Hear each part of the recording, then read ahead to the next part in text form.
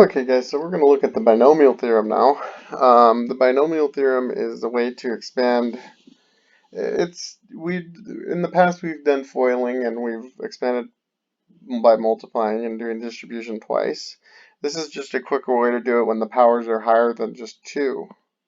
So we want to derive a method for finding binomial expansions. What is a plus b to the n? So if we keep going, we know that a to the b plus n is not a to the n plus b to the n. That's the freshman's dream.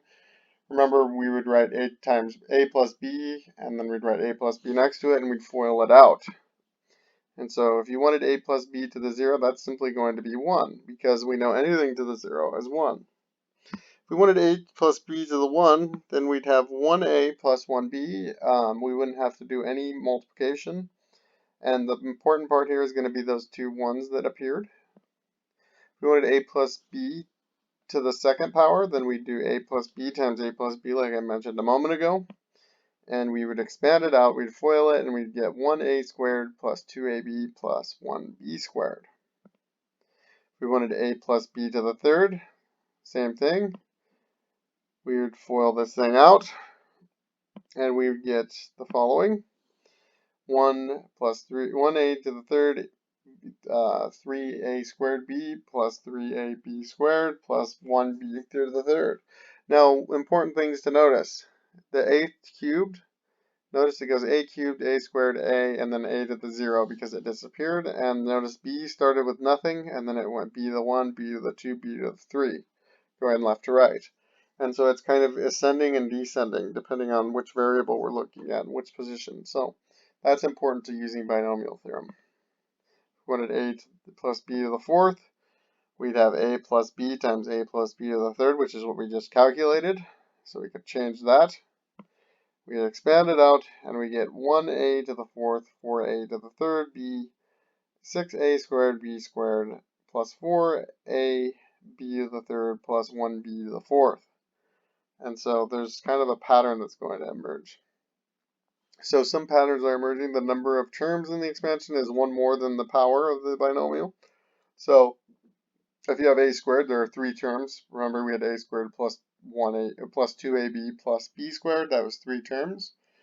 The first term is an, and the last term is bn. So it's the power that you started with. It's always the first term and the last term. The exponents of a and b are each terms of expansion add up to the power of the binomial. So so if it's the fourth power, then a squared plus b squared is there's a squared in both, so that adds up to 4.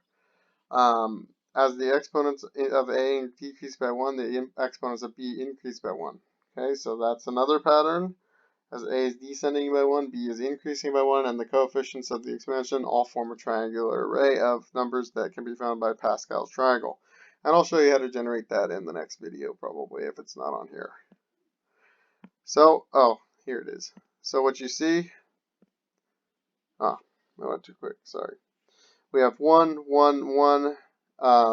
Notice that if you take this 1 and this 1, they add up to this 2 in the middle. And I'm looking towards the bottom. I don't know if you can see my little marker thing coming up on the pen on the screen, but I'll write it out in the next video if you don't see it. And it goes all the way down. So if we fill in Pascal's triangle into this, you'll see that half of them it's symmetric. Each row adds up to something, 1, 2, 4, and 8, the powers of 2. What do you notice about the values in each indicated diagonal? Obviously, you need the Pascal's triangle to do that, but that's okay. So, I think, here we go. So we've got symmetry. You can see the numbers plugged in this time. Powers of 2.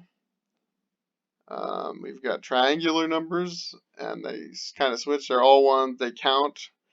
You've got triangular numbers, which are basically, if you draw dots on a paper, how many dots you'd need to make a perfect triangle with the dots that you're writing, and you just keep adding one more row. So for instance, Row 1 is 1, row 2 is 2 dots, row 3 is 3 dots. So it sort of looks like these triangles up here. At the top, we've got 1, 2, 3. Then you've got this bigger triangle, that's 6 of them. And then you got a next one with 4 dots, that's 10 of them, and so on and so forth. You got the Fibonacci numbers. You got the hockey sticks. That one's not. That one I never understood, but I guess. And then this one's kind of weird too. So here's just a little picture with a highlighter, color all of the triangles, even numbers in Pascal's triangle. Do you notice anything interesting? And so odd, odd, odd, even, even. So they're kind of doing this. It's one of the triangles we probably just seen. And there's all sorts of patterns, guys. I don't expect you to know all this. This is just kind of for fun. Here's a kind of more bizarre version of it. I don't know how much time you need on your hands to do all that, but it's cute. And then if we wanted to expand something, then what's going to happen is A is 2x, B is negative 3. And we're just going to use the Pascal's triangle to get these values, and I'll actually demonstrate this for you in the next video. So I'm just kind of going to go through this real fast, and you can see that that's how that works. Although I didn't show you exactly or explain too much with that, I'll do a better explanation in the next video, guys. Thank you guys for watching.